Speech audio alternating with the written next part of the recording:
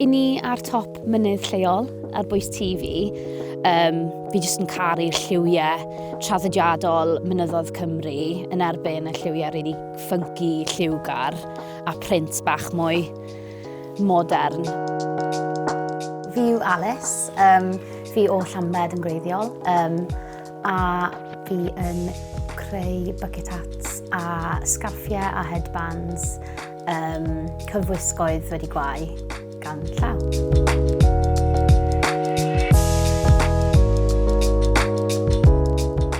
So heddi ni'n gwau bucket hat, so mae fe'n mynd i edrych fel hyn.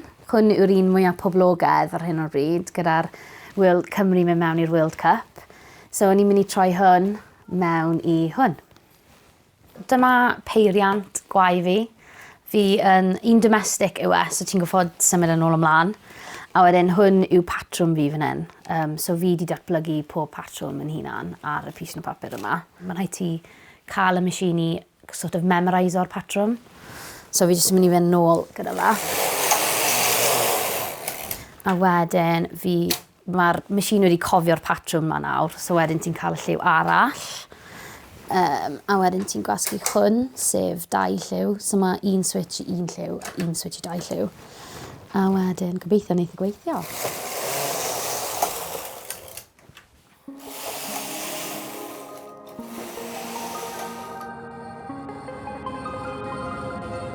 Mae fe'n rili bwysig i fi bod fi'n creu eitemau wedi ysbrydoli gan fy milltir sgwari, bod fi'n defnyddio defnydd rili trawriadol i Cymru gyda'r gwlân, a bod fi'n rhoi bach o spin mwy modern arno fe, bod y lliwiau a'r patrymau bach mwy bold a out there na'r brethyn Cymraeg traddodiadol, ond bod e dal wastod yn subconsciously wedi ysbrydoli gyda tu allan, a fi wastad wedi mwynhau natur, yr byd natur.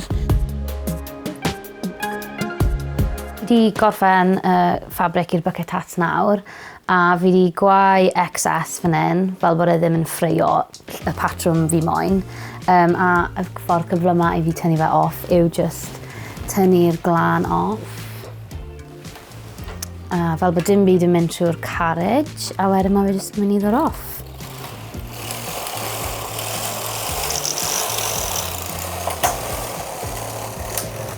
A wedyn mae hwn yn barod i golchi wedyn, a bydd y ffabric yn ffelto yn barod i'n creu bucket hat. Unwaith i fi golchi'r ffabric, fi yn smwddio fe, sychu fe dros nos. Mae'n rhaid bod y gwlân yn sychu naturiol dros nos. So dyma un fan hyn. So mae'r top, y pen, yr ochrau fan hyn. A wedyn bit sydd yn dod mas wedyn fan hyn. Ac ni yn mynd i gwynio fel lan nawr.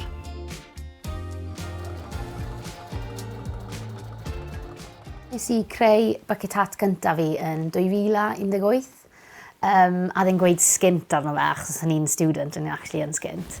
A wedyn, ers hynny, fi wedi bod yn gwerthu cwpl o rai gyda cwrw arno fe, gyda bib, ond mae fe ddim ers blwyddyn yma, lle mae bucket hats fi actually wedi wneud yn rili dda, ers i fi wneud y print draig Cymru, a fi'n credu bod pobl wedi bod yn prynu nhw yn barod i'r pêl-droed.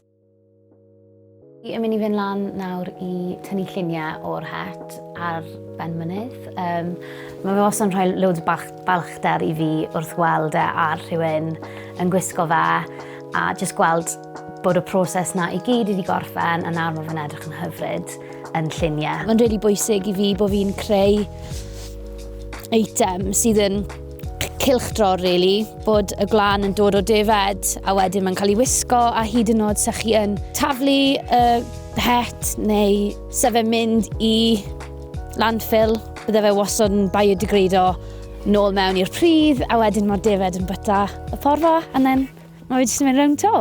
Fi yn definitely mynd i dal fod ma yn creu bucket hats, hyd yn oed ar ôl y pêl-droed a'r World Cup gorffen. Mae pethau fi wedi cael ei wneud i para am eich bywydau chi, so byddai'n dal yma yn gwau ac wrthi yn datblygu syniadau newydd.